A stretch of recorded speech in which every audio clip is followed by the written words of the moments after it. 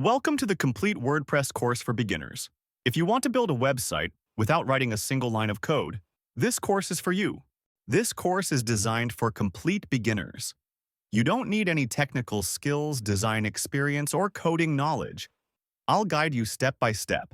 Together, we'll build a modern one-page website using WordPress and Elementor, the world's most popular drag-and-drop website builder. And the best part? You don't need to buy a domain or hosting.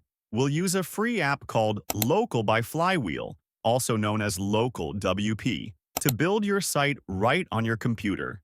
By the end of this course, you'll know how to install WordPress locally, design pages with Elementor, add images, forms, and animations, install plugins, build a full one-page site from scratch. This course is perfect for bloggers, students, small business owners, or anyone curious about web design. The tools we'll use are WordPress for the structure, Elementor for the design, Local WP for the setup. I'll explain each one step by step. So, are you ready to build your first WordPress website completely free, right on your computer? In the next video, I'll show you how to download and install Local WP, and we'll launch your very first WordPress website in just a few clicks. Let's get started. Click on the next video when you're ready.